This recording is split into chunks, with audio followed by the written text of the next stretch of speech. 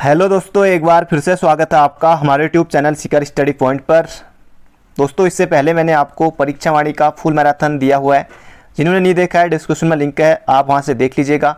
आज जो आपका प्रश्न है वो है, आपको बताना है कोली ढेक झील चर्चा में रहती है झील भी, तो किस जनपद में है ये आपको बताना है। कोली ढेक झील किस जनपद में है ये आज आपको बताना है। अब बात करते हैं जो कल का प्रश्न था उसकी। और उससे पहले अगर आपने चैनल को अभी तक सब्सक्राइब नहीं किया हुआ है तो दोस्तों चैनल को जरूर सब्सक्राइब कर लीजिएगा और साथ ही बेल आइकन भी जरूर दबाइएगा। अब बात कर लेते हैं जो कल का प्रश्न था उसकी। कल का जो प्रश्न था वो था राष्ट्रीय राजमार्ग को लेकर।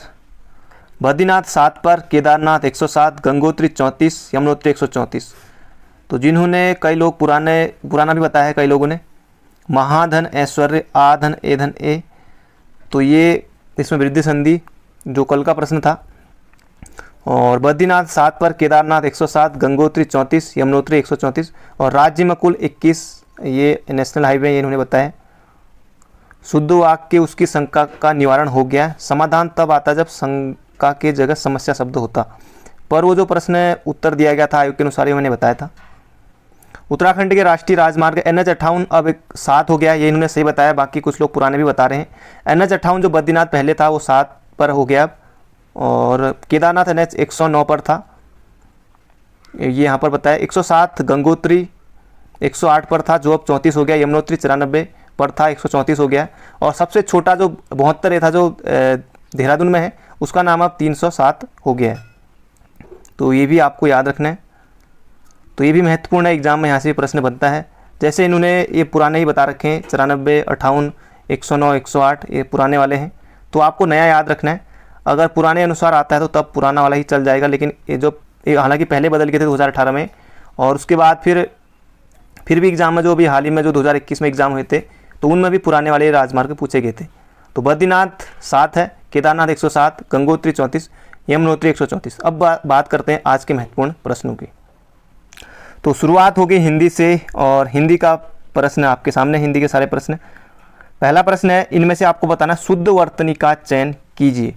ये जो यहाँ पर अंत्याक्षरी है, ये दोस्तों पिछली बार फॉरेस्ट गार्ड में बना था, किसी शिफ्ट में बना था अंत्याक्षरी। तो अंत्याक्षरी नौ और तो ये दोनों इस तरह से लिखे जाते हैं, छोटे में आधे आधे। तो ये आपको बिल्कुल याद रखना, और ऑप्शन नंबर ए हमारा हो जाएगा बिल्कुल सही। बाकी कवियत्री नहीं होता, ये होता कवित्री, इस तरह से होता है कवित्री। ये पूजनी नहीं होता है, होता पूजनी, ये भी याद रखना आपको। तदुपरांत नहीं होता है, होता तदुपरांत, तदुपरांत। तो ये भी आपको याद रखना है। तो इसका सही उत्तर हो जाएगा ऑप्शन नंबर ए अंत्याक्षरी। अगला प्रश्न है, वे शब्दांश जो शब्द के आरंभ में लगकर नए शब्द का निर्माण करते हैं उन्हें क्या कहते हैं। तो शब्द के आरंभ में लगते हैं वो है उपसर्ग, और अंत में तो ये हो जाएगा हमारा प्रत्यय। तो ये आपको इतना ही याद रखना है। तो इसका सही उत्तर हो जाएगा ऑप्शन नंबर बी। अगला प्रश्न है, भवन का अग्र हिस्सा अति भव्य है, रेखांकित शब्द का विलोम शब्द चुनिए। ये जो अग्र है इसका विलोम आपको यहाँ पर बताना है। तो अग्र का हो जाएगा पश्च, तो ऑप्शन नंबर बी। आगे पीछे, ये हो जाएगा आगे पीछे। और पृष्ठ का हो जाएगा मुख। तो इसका सही उत्तर हो जाएगा हमारा अग्र का पश्च, ऑप्शन नंबर बी। अगला प्रश्न है, पर्यायची का पर्यायवाची शब्द है। तो इसमें बहुत से लोग गलती करने वाले हैं। प्राचीन, पूर्व, प्रकृत, प्रज्ञा। तो जिन जिन लोगों ने ऑप्शन नंबर ए किया है आप बिल्कुल गलत हैं, प्राचीन नहीं होगा, इसका होगा पूर्व। तो ऑप्शन नंबर सी हो जाएगा इसका बिल्कुल सही उत्तर। एग्जाम में पूछा गया प्रश्न है, तो ये आपको बिल्कुल याद रखना है। बढ़ते हैं अगले प्रश्न की तरफ। अगला प्रश्न है, उचित अनुचित का ज्ञान रखने वाला, जो उचित अनुचित का ज्ञान रखता है उसके लिए आपको एक शब्द बताना है। तो दूरदर्शी, ज्ञानी, चतुर या फिर विवेकी, तो उसे कहेंगे विवेकी। ऑप्शन नंबर ए हो जाएगा इसका बिल्कुल सही उत्तर। अब अगला प्रश्न है, यहाँ पर आपको बताना है मिश्र वाक्य कौन सा होगा। महत्वपूर्ण प्रश्न है। मेरे आते ही वर्षा होने लगी, आजकल हो भी रही है। तो ये तो साधारण वाक्य लग रहा है, सरल वाक्य लग रहा है। उसके जाने के बाद वर्षा होने लगी, तो ये भी उतना सरल लग रहा है। वह घर से निकला और वर्षा होने लगी, आजकल हो भी रही है। और ये आ गया तो संयुक्त हो गया, ये संयुक्त की जो हमारा बचा हुआ कि ऑप्शन नंबर डी। तो यही हो जाएगा मिश्र वाक्य। ज्यों ही वह घर से निकला वर्षा होने लगी, तो ऑप्शन नंबर डी हो जाएगा इसका बिल्कुल सही उत्तर। अगला प्रश्न है, जहां एक शब्द अनेक अर्थों में प्रयुक्त होता है वहां कौन सा अलंकार होता है। तो ये यहाँ पर पूछा गया है। तो इसका सही उत्तर हो जाएगा श्लेष अलंकार। जहाँ एक शब्द अनेक अर्थों में प्रयुक्त होता है वहाँ पर होता है श्लेष अलंकार। तो ऑप्शन नंबर बी हो जाएगा इसका बिल्कुल सही उत्तर। अगला प्रश्न है, राष्ट्रीय आपदा प्रबंधन प्राधिकरण का गठन कब हुआ था? महत्वपूर्ण प्रश्न है, एग्जाम में प्रश्न देखने को मिल जाएगा। राष्ट्रीय आपदा प्रबंधन प्राधिकरण का गठन हुआ था 2005 में। 2005 में, तो ये आपको बिल्कुल याद रखना है। और उत्तराखंड में सर्वप्रथम आपदा प्रबंधन का प्रयास किया था रैमजे ने, तो ये भी आपको बिल्कुल याद रखना है। और एक एग्जाम में भी बना था प्रश्न, पृथक आपदा प्रबंधन मंत्रालय का गठन करने वाला राज्य कौन है? तो और कोई नहीं, वह है अपना उत्तराखंड। तो ये भी आपको याद रखना है। बढ़ते हैं अगले प्रश्न की तरफ। अगला प्रश्न है, उत्तराखंड में इबर्टसन के नेतृत्व में ब्रिटिश काल में 11वां व अंतिम भूमि बंदोबस्त, वैसे तो 12 हुए थे फिर एक आज़ादी के बाद भी, तो इनमें से आपको बताना है उत्तराखंड में इबर्टसन के नेतृत्व में ब्रिटिश काल में 11वां अंतिम भूमि बंदोबस्त कब हुआ था? तो ये हुआ था 1928 में। तो ये आपको बिल्कुल याद रखना है। और 11 तो ये हैं, और इन 11 में से भी 7 किसने किया आपको पता है? जी हाँ, आपको पता है, वो किए ट्रेल महोदय ने। ट्रेल ने इनमें से 7 कर दिए, बाकी और उन्हें एक गार्डनर ने, फिर इस तरह से सभी लोग करते रहे। तो सबसे ज़्यादा जो ट्रेल ने किए 7, 16 लगभग कि 1816 से लेकर 1833 तक 7 बंदोबस्त कर दिए थे ट्रेल महोदय ने। अगला प्रश्न है, भैरवदत्त धूलिया ने करम भूमि पत्र का प्रकाशन कब प्रारंभ किया? तो ये किया था 1939 में। कहाँ से? भैरवदत्त धूलिया ने करम भूमि, लैंसडाउन से। और इसके अलावा आपको याद रखना है, भैरवदत्त धूलिया के साथ और भी थे भक्त दर्शन भी थे। तो ये 1939 में किया था। ऑप्शन नंबर सी हो जाएगा, ऑप्शन नंबर डी हो जाएगा इसका बिल्कुल सही उत्तर। अगला प्रश्न है, विश्वनाथ मंदिर उत्तरकाशी। पहली बात तो ये कि विश्वनाथ मंदिर का है, उत्तरकाशी है, त्रिशूल लेख भी यहीं से मिले। तो विश्वनाथ मंदिर उत्तरकाशी का जीर्णोद्धार किस पवार शासक ने कराया था? तो ये कराया था सुदर्शन शाह ने। तो ये आपको बिल्कुल याद रखना है, विश्वनाथ मंदिर उत्तरकाशी सुदर्शन शाह की पत्नी ने, खनीति ने किया था 1857 के आसपास। तो इसका सूत्र हो जाएगा ऑप्शन नंबर बी। अगला प्रश्न है, भारत की तुलना में उत्तराखंड के किस क्षेत्र में दीपावली 1 माह बाद मनाई जाती है? दानपुर, सलाण, काली कुमाऊं या फिर जौनसार? तो इसका सूत्र हो जाएगा Jaunsar Babar, option number D. 1 माह बाद मनाई जाती है, जो हमारी दीपावली होती है उसके 1 माह बाद मनाते हैं जौनसारी जनजाति में मनाई जाती है दीपावली। दीपावली के अवसर पर भी ये भैला नृत्य भी करते हैं, भैला नृत्य। तो ये आपको बिल्कुल याद रखना है, 1 माह बाद जौनसार बाबर में दीपावली मनाई जाती है। तो ऑप्शन नंबर डी हो जाएगा इसका बिल्कुल सही उत्तर। अगला प्रश्न है, चंद्रकाल में सूली का डांडा शब्द प्रयुक्त मिलता है किसके लिए? त्रिशूल पहाड़ी को, मजबूत पहाड़ी को या फिर फांसी वाली पहाड़ी को? तो सूली का डांडा ये हो जाएगा फांसी वाली पहाड़ी को। तो ऑप्शन नंबर ए। और फांसी से याद आया, फांसी का गधेरा ये नैनीताल में है, फांसी का गधेरा ये है नैनीताल में। तो बढ़ते हैं अगले प्रश्न की तरफ। अगला प्रश्न है, निम्न में से असत्य कथन चुनिए। नृत्य करते गणेश की मूर्ति जोशीमठ से प्राप्त हुई है। मोर पीठ पर सवार कार्तिकेय की मूर्ति लाखामंडल से प्राप्त हुई है। शिव पार्वती की संयुक्त मूर्ति कालीमठ से प्राप्त हुई है। काशीपुर से गणेश की पद्मासन मूर्ति प्राप्त हुई है। तो 3 इसमें सत्य है, एक असत्य है। गणेश, ये जो काशीपुर से गणेश की पद्मासन मुद्रा की मूर्ति प्राप्त तो बिल्कुल सही है। शिव पार्वती की संयुक्त मूर्ति कालीमठ रुद्रप्रयाग से, ये भी सही है। नृत्य करते गणेश की मूर्ति जोशीमठ से हुई है, तो ये भी सही है।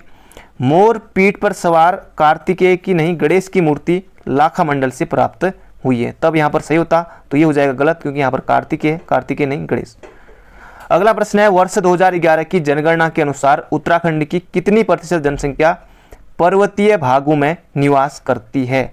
तो ये आपको बताना है यहाँ पर, उत्तराखंड की कितनी प्रतिशत जनसंख्या पर्वतीय भागों में निवास करती है? तो ये हो जाएगा ऑप्शन नंबर डी, 64.90%।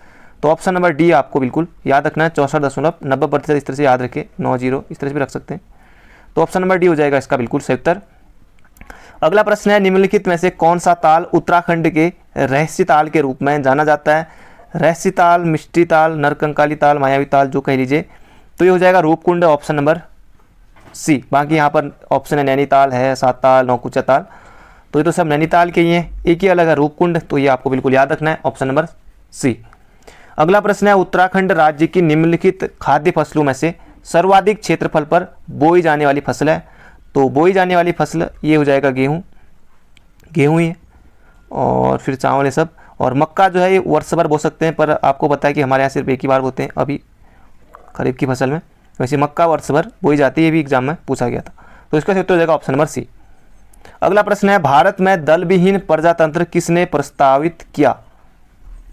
तो इसका सही उत्तर हो जाएगा महात्मा गांधी भी और जयप्रकाश नारायण भी। तो ये एग्जाम में पूछा गया था, फिर उसके बाद ये दोनों उत्तर सही थे, तो फिर उसके बाद ये सभी को एक नंबर मिल गया था। तो महात्मा गांधी भी सही है और जयप्रकाश नारायण ये भी सही है। तो इसका सही उत्तर हो जाएगा अभी, तभी मैंने यहाँ पर भी लिया है। तो ये आपको दोनों याद रखने हैं ऑप्शन के हिसाब से, अगली बार इस तरह से एक ही ऑप्शन रहेगा आपके सामने। तो महात्मा गांधी और जयप्रकाश नारायण ये दोनों आपको याद रखने हैं। भारत में दल विहीन प्रजातंत्र प्रस्तावित किया। अगला प्रश्न है, प्रायः किसकी सलाह पर राज्य में राष्ट्रपति शासन लागू किया जाता है? तो ये किया जाता है राज्यपाल और ऑप्शन नंबर सी में है गवर्नर। तो ये आपको बिल्कुल याद रखना है, राज्यपाल की सलाह पर राष्ट्रपति शासन ये लगाया जाता है और अनुच्छेद 356 में है, अनुच्छेद 356 में। तो ये भी आपको बिल्कुल याद रखना है। अगला प्रश्न है, पंजाब में कौन सा स्थान हौजरी उद्योग के लिए प्रसिद्ध है? तो इस तरह के प्रश्न भी बनते हैं, जैसे पिछली बार बना था फिरोजाबाद किसके लिए, चूड़ियों के लिए, पटवारी के एग्जाम में आया हुआ था। तो पंजाब में हौजरी उद्योग के लिए जो प्रसिद्ध है वो है लुधियाना। तो ऑप्शन नंबर सी हो जाएगा इसका सही उत्तर। पंजाब में हौजरी उद्योग के लिए प्रसिद्ध है वो है लुधियाना। अगला प्रश्न है, निम्नलिखित युग्मों में से कौन सा सुमेलित नहीं है? तो एक तरफ जलप्रपात दी हुई है, एक तरफ नदी दी हुई है। शिव समुद्रम जलप्रपात कावेरी नदी पर है, बिल्कुल सही है। चूलिया प्रपात चंबल नदी पर है। धुआंधार जलप्रपात ये प्रपात ये नर्मदा नदी पर है। तो जोंक प्रपात ये कृष्णा नदी पर नहीं होगा। तो ये आपको बिल्कुल याद रखना है। तो ये शरावती नदी पर है कर्नाटक में। तो ये भी आपको बिल्कुल याद रखना है, जोंक प्रपात कृष्णा पर नहीं होगा, ये होगा शरावती पर। बाकी सभी सही है, शिव समुद्रम कावेरी पर, चूलिया चंबल पर, और जोंक प्रपात शरावती पर, और धुआंधार प्रपात नर्मदा नदी पर। तो एक ही नंबर के लिए धुआंधार प्रपात भी पूछा जा सकता है, कुछ भी पूछा जा सकता है इनमें से। तो इसका सही उत्तर हो जाएगा यहाँ पर जोंक प्रपात। अगला है, भारत में सीमांत जोत का आकार है? तो ये भी पूछा हुआ है यूकेपीएससी के एग्जाम में। भारत में सीमांत जोत का आकार है, तो 1 हेक्टेयर से जो कम होगा वो सीमांत जोत का आकार, ये आपको बिल्कुल याद रखना है। ऑप्शन नंबर डी, यूकेपीएससी ने प्रश्न पूछा हुआ है पहले। सीमांत जोत का आकार है भारत में 1 हेक्टेयर से कम। अगला प्रश्न है, जजिया किसके शासनकाल में पुनः लगाया गया था? जजिया किसके शासनकाल में? अकबर ने तो इसको पहले, जो ऑप्शन नंबर ए है, अकबर ने तो पहले समाप्ति की घोषणा कर दी थी, लेकिन फिर औरंगजेब के द्वारा 1679 में फिर से पुनः, यहाँ पर जैसे पूछा है कि पुनः लगाया गया, तो औरंगजेब ने 1679 में ये लगाया था। तो ये आपको बिल्कुल याद रखना है। बढ़ते हैं अगले प्रश्न की तरफ। अगला प्रश्न है, उस भारतीय का क्या नाम था जिसने तीनों गोलमेज सम्मेलन में भाग लिया था? महात्मा गांधी सिर्फ दूसरे में गए थे और जो तीनों में गए थे वो थे वी.आर. अम्बेडकर, भीमराव रामजी अम्बेडकर। तो ऑप्शन नंबर ए हो जाएगा हमारा बिल्कुल सही उत्तर। तीनों गोलमेज सम्मेलन में भाग लिया था वी.आर. अम्बेडकर ने। तो ये आपको बिल्कुल याद रखना है। गांधी जी सिर्फ एकमात्र में गए थे, दूसरे वाले में, ये भी प्रश्न आता है, तो ये भी आपको बिल्कुल याद रखना है। पर यहाँ पर तीनों पूछा है, तो वी.आर. अम्बेडकर। अगला प्रश्न है, वन एवं पंचायत प्रशिक्षण अकादमी कहाँ है? तो ये आपको यहाँ पर बताना है। वन एवं पंचायत प्रशिक्षण अकादमी, तो ये है हल्द्वानी में। तो ऑप्शन नंबर बी हो जाएगा इसका बिल्कुल सही उत्तर। बढ़ते हैं अगले प्रश्न की तरफ। अगला प्रश्न है, नया बस्ता कविता संग्रह के लेखक हैं? तो ये आपको बताना है, नया बस्ता कविता संग्रह के लेखक कौन है? तो इसका सही उत्तर हो जाएगा हेमंत कुकरेती। हेमंत कुकरेती। मंगेश डबराल, पहाड़ पर लालटेन, ऑप्शन जो सी है, पहाड़ पर लालटेन बहुत ज़्यादा महत्वपूर्ण एग्जाम में आता है। शैलेश मटियानी के तो बहुत सारे हैं, बोरवली से बोरविंदर तक इनका पहला उपन्यास था। अल्मोड़ा में जन्म हुआ था इनका 1931 में। तो बहुत ज़्यादा शैलेश मटियानी के बारे में तो बहुत कुछ है। हिमांशु जोशी समय साक्षी है, ये भी पूछा गया था, समय साक्षी है हिमांशु जोशी। तो ये आपको बिल्कुल याद रखना है। और मुठभेड़ भी इनका उपन्यास है शैलेश मटियानी का। तो इसका सही उत्तर हो जाएगा नया बस्ता कविता संग्रह हेमंत कुकरेती। बढ़ते हैं अगले प्रश्न की तरफ। अगला प्रश्न है, ऋषिकेश में लक्ष्मण झूला पुल का निर्माण कब हुआ था? तो ये आपको यहाँ पर बताना है, ऋषिकेश में लक्ष्मण झूला पुल का निर्माण कब हुआ था? तो ये यहाँ पर आपको बताना है। ऑप्शन भी देखिए बिल्कुल करीब करीब के हैं, 1938 है, 1939 है, 1941 और 1945 है। तो इसका सही उत्तर हो जाएगा 1939 में ऋषिकेश में लक्ष्मण झूला पुल का निर्माण हुआ था। तो बढ़ते हैं अगले प्रश्न की तरफ। अगला प्रश्न है, प्रजामंडल नामक संस्था की स्थापना 1939 में कहाँ हुई थी? प्रजामंडल की स्थापना कहाँ हुई थी, कब हुई थी? तो 1939 में। ऑप्शन भी देखिए, देवप्रयाग है, नैनीताल है, टिहरी है, देहरादून है। तो जिन्होंने टिहरी किया बिल्कुल गलत है, देवप्रयाग भी नहीं, तो इसका सही उत्तर हो जाएगा देहरादून में। तो 1939 है, तो 23 जनवरी याद रखिए 1939 देहरादून में हुई थी, और चक्कू वाला में हुई थी, ये भी एग्जाम में आया होता, और श्याम सिंह नेगी के आवास पर। तो इसका सही उत्तर हो जाएगा ऑप्शन नंबर डी, देहरादून में। अगला प्रश्न है, निम्नलिखित लोक नृत्यों में से कौन एक प्रेमियों का नृत्य है? छोलिया, देवतली, भगनौल या फिर छपेली। ये भगनौल भी अनुभूति प्रधान में आता है, तो ये छपेली हो जाएगा इसका सही उत्तर। प्रेमियों का नृत्य है, तो ये छपेली हो जाएगा, ऑप्शन नंबर ए हमारा बिल्कुल सही उत्तर। तो इस तरह भी प्रश्न आते हैं, पिछली बार आया था कुछ लामड़, इस तरह से भी इंग्लिश में भी ऑप्शन रहते हैं, प्रेमियों का नृत्य, लव सॉन्ग, फिर उस तरह से कुछ और ऑप्शन भी रहते हैं वहाँ पर। तो ये हो जाएगा छपेली, ऑप्शन नंबर ए। अगला है, वैदिक कालीन उत्तराखंड में किस जन का शासन था? तो ये यहाँ पर आपको बताना है, वैदिक कालीन उत्तराखंड में किस जन का शासन था? तो इसका सही उत्तर हो जाएगा, वैदिक कालीन उत्तराखंड में त्रित्सु जन का शासन था, तो ऑप्शन नंबर ए हो जाएगा हमारा बिल्कुल सही उत्तर। तो दोस्तों ये थे आज के हमारे 30 महत्वपूर्ण प्रश्न। बाकी मिलते हैं बहुत जल्दी, वीडियो को यहीं पर एंड करता हूँ।